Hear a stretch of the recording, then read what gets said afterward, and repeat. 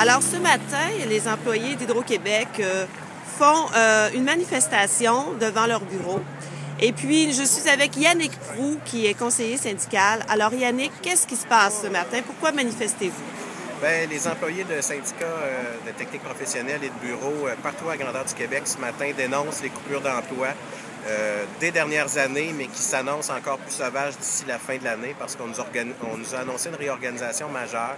Et déjà, je vous dirais que c'est des emplois qui ont été mis à mal dans les dernières années. Et là, à un moment donné, il faut que ça arrête. On en a perdu beaucoup et on aimerait que ça cesse et idéalement d'en récupérer. Quand on parle de réorganisation majeure, qu'est-ce que ça inclut? Combien de postes, etc.?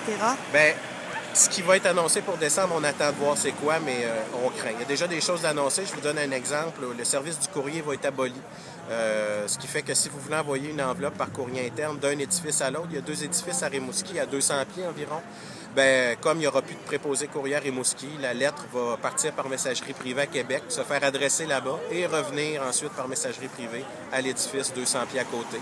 Ça parce qu'on a décidé qu'on rationalisait pour faire plus d'efficacité les services courriers. Alors, comme vous le constatez, c'est extrêmement efficace ce genre de mesures. Nous, on en doute. C'est des exemples comme ça qui nous dit qu'on veut sauver de l'argent, mais dans le fond, c'est complètement aberrant et on ne tient pas compte de la réalité des régions, mais pas du tout. Ça fait un bout de temps déjà que vous voyez des postes qui sont déménagés. Vous avez perdu combien de postes jusqu'à maintenant?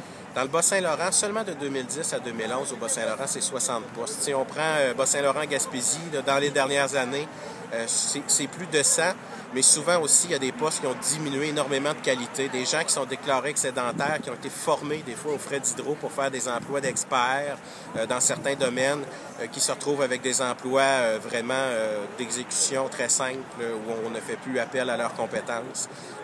Des cas comme ça, il y en a beaucoup. On a perdu une direction régionale, il n'y a plus aucun relevant qui peut être en mesure de décider quoi que ce soit avec nous pour régler des dossiers. Tout ça, il faut faire affaire à Québec tout le temps.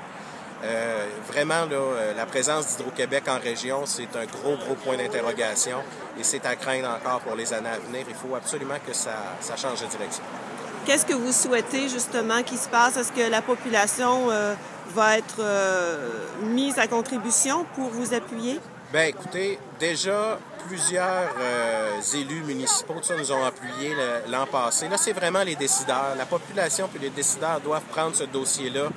Que ce soit Hydro-Québec, dans d'autres sociétés d'État ou dans d'autres ministères, je pense qu'il faut que le message passe qu'on ne peut pas de demander aux gens, demander aux acteurs locaux d'occuper leur territoire si, comme gouvernement, comme société d'État, on ne montre pas l'exemple. Alors, il faut que ce soit ce message-là qui passe et qui soit véhiculé par d'autres que les employés aussi.